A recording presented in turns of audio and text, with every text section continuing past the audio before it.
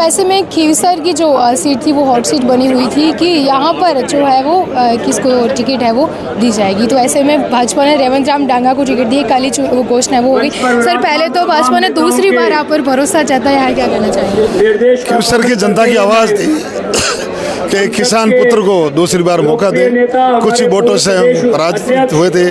सब 36 कौम के लोगों ने, जनता ने चुनाव लड़ा था, कुछ ही वोटों से हम पराजित हो गए।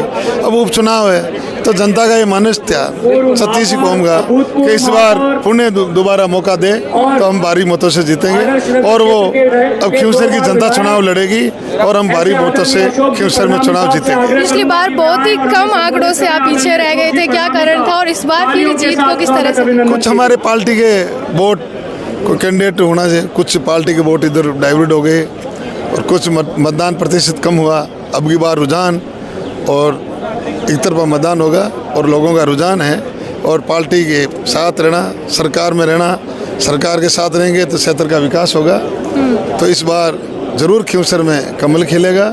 भारतीय जनता पार्टी के प्रत्याशी जीत के जाएगा और क्षेत्र का विकास होगा। एक खीवसर में आरएलपी, कांग्रेस और बीजेपी तीन पार्टियां हैं और गठबंधन का भी अभी आरएलपी का किसी से नहीं आ रहा है। ऐसे में आप अपनी प्रतिस्पर्धा जो है वो इसको कैसे जो है फेस करोगे? गठबंधन का किसका? तीन पार्टी है, मतलब त्रिकोणीय मुकाबला होगा ना खीवसर में, तो कैसी प्रतिस्पर्धा को फेस कैसे करोगे आप? गठबंधन होगा तो वही बात है, नहीं होगा तो वही बात है।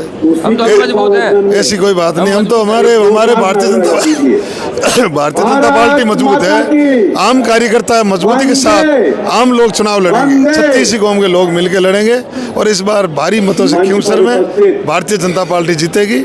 कितना भरोसा कितना है? 20,000 प्लस 20, 25, 30 कुछ भी है। अच्छा, लोगों का रुझान है 36 कौम का, रुझान है बिल्कुल। बिल्कुल। तो ये थे हमारे साथ खीवसर से उपचुनाव में प्रत्याशी रेवंत राम डांगा, जिनको भाजपा ने कल ही जब टिकट डिक्लेयर की तो सामने आया। दूसरी बार भाजपा ने इनको टिकट दी है। जब विधानसभा चुनाव हुए थे 2023 में, तभी रेवंत राम डांगा है वो खीवसर की सीट से चुनाव लड़े थे और कुछ ही जो मतों से वो पीछे रह गए थे। हनुमान बेनीवाल से उनका मुकाबला था और इस बार फिर से एक बार बीजेपी पर भरोसा जताया। कैमरा पर्सन भूमि के साथ में ममता, शुक्रिया।